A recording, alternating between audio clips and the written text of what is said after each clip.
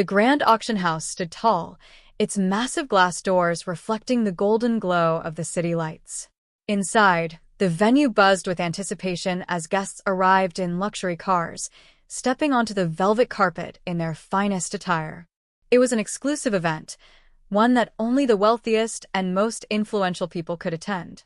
Men in crisp tailored suits and women adorned in designer gowns filled the room, sipping expensive champagne as they chatted about art, wealth, and power. The air was thick with privilege, an invisible barrier that separated those who belonged from those who did not. And then he walked in. A hush fell over the front entrance as a man in worn-out jeans, a faded jacket, and scuffed boots stepped onto the marble floor. His long, unkempt hair and the rough stubble on his face made him look like someone who had seen better days. He wasn't polished. He wasn't refined. He looked like he had just walked in from the streets. Eyes turned. Conversation slowed. A woman in a pearl necklace clutched her designer handbag tighter, throwing a wary glance in his direction. A man in a navy blue tuxedo wrinkled his nose in disgust. "Who let him in?" someone whispered behind a champagne flute. "This is a high-class auction, not a shelter," muttered another guest. Security noticed him almost immediately. A large guard in a black suit, wearing an earpiece, moved toward the man with purposeful strides. "Sir," the guard said, his voice firm but measured, "I'm afraid this is a private event." The man reached into his pocket, his movements slow and deliberate. The guests tensed. Was he about to cause trouble? Instead, he pulled out a crisp envelope and handed it to the guard. "I have an invitation," he said in a calm, steady voice. The guard frowned, clearly expecting the document to be fake. But as he opened it and scanned the gold-embossed lettering, his expression changed. His jaw tightened as he realized the invitation was authentic. It was the same as the ones the city's wealthiest elites had received. The guests watched, some in disbelief, others in amusement. How on earth did he get an invitation? A woman in a fur stole scoffed. "Probably a mistake," a man beside her muttered. "There's no way someone like him belongs here." The guard hesitated for a moment before stepping aside. "Welcome, sir," he said, though his tone made it clear that he didn't believe the man belonged there. The stranger stepped forward, his boots making a dull sound against the polished floor. His expression remained unreadable as he moved past the stunned crowd. He didn't react to their judgmental stares, their hushed whispers, or the way they turned their noses up at him. He had expected this. He had spent years learning what it felt like to be unwanted, to be dismissed based on appearance alone. Tonight, none of it mattered, because he had come for a reason. And by the end of the night, they would all know who he really was. The atmosphere inside the grand auction hall was electric. The towering crystal chandeliers bathed the room in a golden glow, casting light onto the polished marble floors and the finely dressed guests who murmured in eager anticipation. The air smelled of wealth, freshly pressed suits, expensive perfumes, and aged wines swirling in delicate glasses. At the front of the room stood an elevated stage, where the night's most coveted items would soon be displayed. Behind the stage, a large, gilded frame covered in black velvet stood like a hidden treasure, waiting for its moment of glory. It was the centerpiece of the evening, the Golden Horizon, a masterpiece whispered about in the world of elite collectors. Daniel Cross, the man who had entered unnoticed by some and sneered at by others, sat toward the back of the room. His presence was still a topic of conversation among the guests, who cast glances in his direction between sips of their drinks. "He hasn't left yet," a man in a tailored charcoal suit muttered under his breath. "Maybe he's just watching for fun," his companion smirked. "I doubt he could afford even the starting bid of the smaller pieces." Daniel ignored the remarks. He had spent years learning how to let words roll off his back. He sat with his arms crossed, his sharp eyes scanning the room. He could tell who the serious bidders were. He noted the ones who sat forward in their seats, eyes locked on the auctioneer. Others, the ones who bid more for the thrill of competition than the art itself, leaned back, smirking as they whispered among themselves. Finally, the auctioneer, an elderly man with an air of importance, stepped onto the stage. He tapped the microphone, signaling the event's official beginning. Ladies and gentlemen, he announced, his voice smooth and practiced, welcome to tonight's exclusive auction. We have an extraordinary selection of art and rare collectibles, each more exquisite than the last. But of course, we all know why you are really here. A low chuckle rippled through the audience. Everyone knew. The auctioneer continued, before we get to the grand finale, let's begin with our opening pieces. An assistant rolled out the first item, a delicate 19th century vase, its intricate floral patterns a testament to the craftsmanship of a bygone era. Bidding starts at $50,000. Paddles shot up without hesitation. The numbers climbed quickly. 50,000, 80,000, 100,000. Within minutes, the vase was sold for $250,000 to a woman in the front row, who barely batted an eye as she placed the winning bid. One after another, items were brought onto the stage, each one fetching impressive amounts. Daniel remained silent. He didn't flinch when the prices soared into the millions. He wasn't here for those. Finally, after nearly an hour, the moment everyone had been waiting for arrived. The auctioneer's expression shifted, his smile widening as he took a deep breath. And now, the final and most anticipated piece of the evening, the masterpiece known as the Golden Horizon. The black velvet covering was pulled away, revealing a breathtaking painting bathed in soft light. Gasps filled the room. Even the most seasoned collectors seemed momentarily breathless as they took in the masterpiece before them. It was a vision of pure artistry, golden hues melting into deep, rich blues, a landscape so vivid it seemed to move. The strokes, the details, the way the light danced across the canvas. It was, without question, priceless. The bidding starts at $1 million. Immediately, a hand shot up. 1 million. 2 million, someone countered almost instantly. 3 million. The competition was fierce. These weren't casual bidders. These were the world's most elite collectors, the kind who could drop millions without blinking. 5 million. A voice called from the left side of the room. 8 million, another bidder announced. The numbers kept climbing. 10 million, said a man in a navy blue suit, adjusting the cufflinks on his sleeve. His smirk suggested confidence. He believed he would win. A hush settled for a moment as the bidders sized each other up. Then, Daniel raised his hand. 20 million. The room froze. For the first time that evening, silence fell over the auction hall. The wealthy elite, who had spent the night dismissing him, now turned their full attention toward him. Had they heard correctly? Had he, the man they had mocked, the man they had wanted to kick out, just made the highest bid? The auctioneer hesitated, his eyes widening. We have a bid of $20 million. He cleared his throat. Going once. Murmurs erupted in the crowd. Is this a joke? Someone whispered. He can't be serious, another scoffed. The businessman in the navy blue suit leaned forward, his eyes narrowing. There's no way he has that kind of money. The auctioneer turned toward Daniel. Sir, just to confirm, you are prepared to honor your bid? Daniel reached into his jacket and pulled out an envelope. The murmurs grew louder as he handed it to the assistant, who hurried it over to the auctioneer. The older man opened it, his fingers trembling slightly. Inside was a certified cashier's check for $30 million. Stamped. Verified. Issued by one of the largest banks in the country. A stunned hush filled the air. The very people who had sneered at him moments ago now sat in shocked silence. For the first time that night, no one else raised their paddle. No one dared to challenge his bid. And with a single stroke of his gavel, the auctioneer made it official. Sold. To Mr. Cross for $20 million. The room was silent. And Daniel? He simply leaned back in his chair, the faintest hint of a smile playing at his lips. They had underestimated him.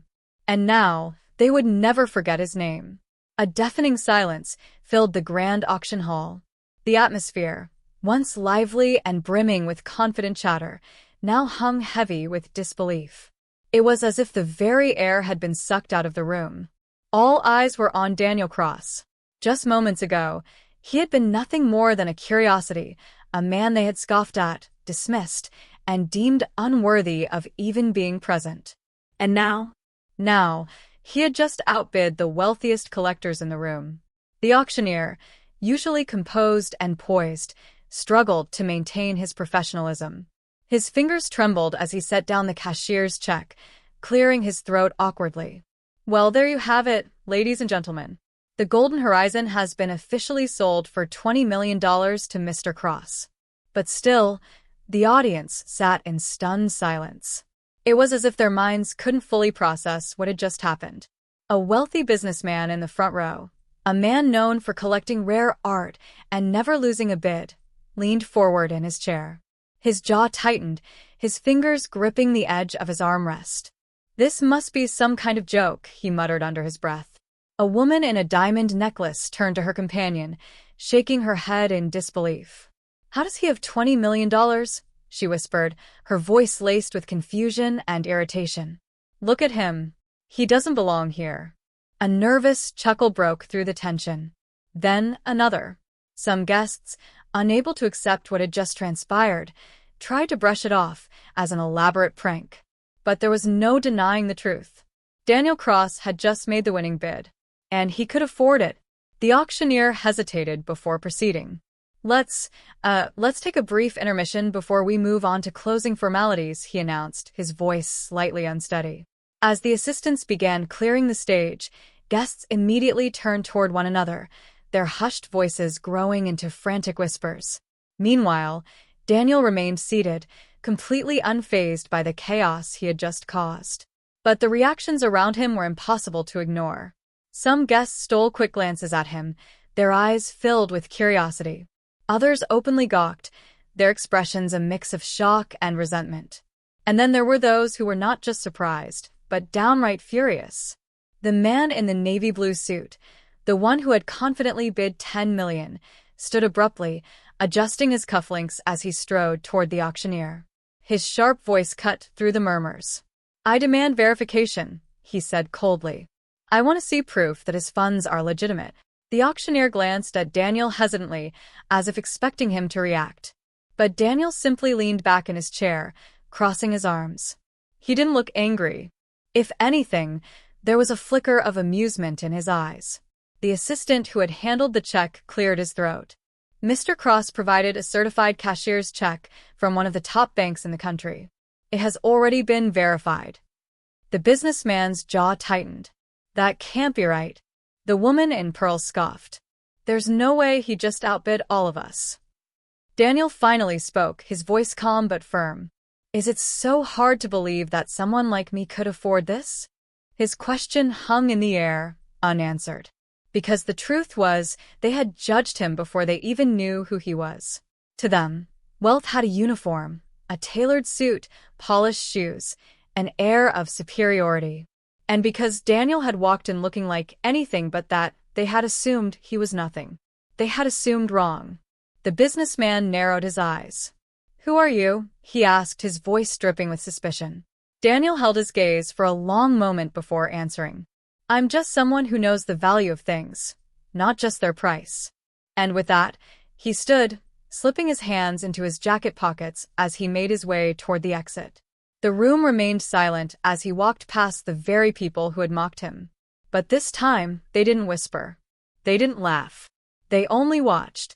Because for the first time that night, they were seeing him for who he truly was. The heavy oak doors of the auction hall swung open as Daniel Cross stepped out, his boots echoing against the marble floor. The cool night air greeted him, a stark contrast to the stifling tension he had left behind. He took a deep breath, allowing himself a moment to absorb the events of the evening. Inside, the guests still sat in stunned silence. The man they had dismissed, mocked, and even tried to kick out had just walked away as the highest bidder. And they still didn't know who he was. But they were about to find out.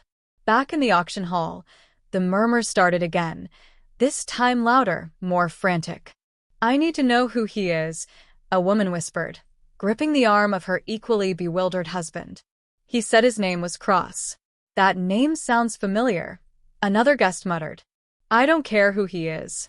There's no way he just walked in here looking like that and outbid all of us," the businessman in the navy blue suit snapped, frustration evident in his tone. People like us don't get beaten by him. A man in glasses, scrolling rapidly through his phone, suddenly gasped. His face went pale. "Oh my God," he whispered. Several guests turned to him, intrigued. "What?" He swallowed hard before looking up. "Daniel Cross. He's the CEO of Cross Enterprises." The name sent a ripple through the crowd. Someone else immediately began typing on their phone, and within seconds, multiple people were now looking at news articles, business reports, and financial statements. Cross Enterprises, a billion-dollar real estate and investment firm. One of the most powerful private companies in the country. The man they had tried to throw out owned skyscrapers, businesses, and entire neighborhoods. "He's worth over $3 billion, another guest choked out. The reality hit like a freight train. The guests who had looked down on him suddenly felt a wave of embarrassment. The businessman in the navy blue suit clenched his fists. Why would someone like him come here dressed like that? A deep voice responded from behind him. "Because I wanted to see who you really were." The room turned as Daniel Cross stepped back inside. His posture was relaxed, but his eyes carried an intensity that made even the most arrogant guests feel uneasy. "I knew how this night would go before I even walked through those doors," Daniel continued, his voice even and controlled. "I knew you'd judge me the moment you saw me. I knew you'd assume I was beneath you. And I knew that the second I made a move, you'd all be too stunned to believe it." Silence. No one dared to speak. Daniel's lips curled into a slight smirk. "You see, the problem with people like you is that you think wealth always comes dressed in silk and gold. You think power comes with a polished name and a designer suit." He shook his head. "But true power? True wealth? It doesn't care about appearances. It doesn't need to prove itself." A few guests shifted uncomfortably in their seats. "I started with nothing," Daniel continued. "I built my company from the ground up. I've worked every kind of job you can think of. I've worn the suits, I've played the part. But tonight, I wanted to remind myself and all of you that money doesn't define a person's worth. Character does." He glanced at the auctioneer, who still looked stunned. "Thank you for honoring the bid. I'll have my assistant finalize the details in the morning." And with that, Daniel turned and walked toward the doors once more. This time, no one whispered. No one sneered. No one questioned whether he belonged. Because now they all knew. He wasn't just someone who could afford to be in that room. He was someone they could never afford to underestimate again. Daniel Cross walked toward the grand exit of the auction hall, his posture steady, his pace unhurried. Unlike when he first entered, when whispers of ridicule and disbelief had filled the room, now, the only sound was his footsteps. The same people who had sneered at him earlier now sat frozen in their velvet-lined chairs, their expressions ranging from shock to embarrassment. No one dared to meet his gaze. The woman in the pearl necklace, who had clutched her handbag at the sight of him, now looked away, her face flushed with shame. The businessman in the navy blue suit, who had confidently believed he would win the bid, stood stiffly, his jaw clenched so tightly it looked like it might crack. He had lost. And worse, he had lost to a man he had publicly looked down on. Daniel paused briefly at the door. He turned slightly, glancing back at the room full of people who had underestimated him. His eyes scanned the crowd, watching as they avoided his gaze. Then he spoke. "You know," he began, his voice calm yet piercing, "tonight was never about the painting." The auctioneer, who had just started to collect himself, blinked in confusion. Daniel continued, "It was never about proving that I could afford it. It was about showing all of you who you really are." A ripple of discomfort spread through the room. "I came here tonight dressed like this." He gestured to his worn-out jeans and faded jacket, "because I wanted to see if wealth had blinded you to basic human decency. And guess what?" He gave a humorless chuckle. "It has." Several guests shifted uncomfortably. Daniel shook his head. "It's funny, isn't it? You all pride yourselves on being the elite, the refined, the cultured. And yet, the moment you saw someone who didn't look like you judged. You whispered. You assumed I wasn't worthy of being here." He let that sink in before delivering the final blow. "I may have walked in here dressed like a nobody, but I leave as the one man none of you will ever forget. Silence. Heavy, uncomfortable silence. Daniel smirked. I'll have my team pick up the painting in the morning. With that, he turned and walked out, this time not as the outcast, but as the man who had just taught an entire room a lesson they would never forget. As soon as Daniel stepped into the cool night air, his driver, a tall man in a sleek black suit, rushed forward to open the back door of a luxury car. Mr. Cross, everything went as planned? The driver asked, glancing toward the auction hall. Daniel exhaled slowly. Better than expected. He slid into the car, sinking into the plush leather seats as the door shut behind him. The driver started the engine, but before pulling away, he turned slightly. Did they recognize you in the end? Daniel chuckled, shaking his head. Oh, they did. And I think they'll be thinking about it for a long time. As the car pulled away from the grand estate, Daniel stared out the window, watching the city lights blur past. He had spent years building himself up from nothing, working twice as hard, proving himself in a world that only respected polished shoes and last names. Tonight, he hadn't just won a painting. He had won a lesson for them. And he had no doubt that they would never forget the night Daniel Cross walked into their world, dressed like a nobody, and left as the only somebody that mattered. The sleek black car cruised down the dimly lit highway, the city skyline glowing in the distance. Inside, Daniel Cross leaned back against the leather seat, his fingers drumming lightly against his knee. The night had gone exactly as he had planned, perhaps even better. His driver, Michael, stole a quick glance at him through the rear-view mirror. You seem deep in thought, sir. Daniel smirked slightly, just thinking about how easy it is to expose people's true nature. Michael chuckled. I can imagine. I've seen people treat you differently based on what you wear more times than I can count. Daniel nodded.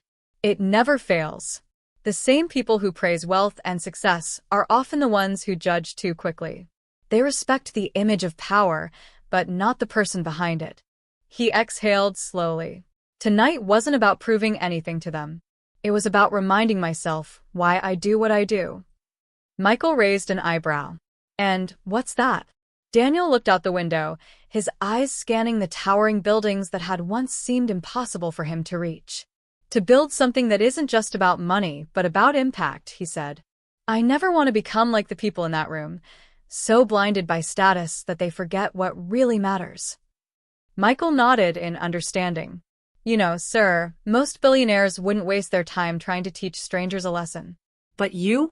You don't just sit in boardrooms making deals. You walk into places where people least expect you, and you change the narrative. Daniel smiled. Because I know what it's like to be on the other side. Memories of the past. For a moment, his mind drifted back to a time when he was just a kid, barely scraping by, working odd jobs, and watching wealthy men walk past him as if he were invisible. He remembered being kicked out of fancy stores, denied opportunities, and overlooked simply because he didn't look the part. He had vowed then that one day he would rise above it all, not just to prove them wrong but to show the world that wealth isn't measured by money alone. The real victory. As the car pulled up to the gates of his estate, Michael asked, So, what happens next? Daniel smiled as the gates opened, revealing a stunning modern mansion, bathed in soft golden lights. Well, he said, stretching slightly. First, I'm going to hang that painting in my office as a reminder. Michael grinned. A reminder of what? That people will always judge you by what they see, Daniel said. But it's what they don't see that truly defines you. As he stepped out of the car and walked toward his home, Daniel felt a deep sense of satisfaction. He had walked into that auction as an outsider. But he had walked out as the only man they would never forget.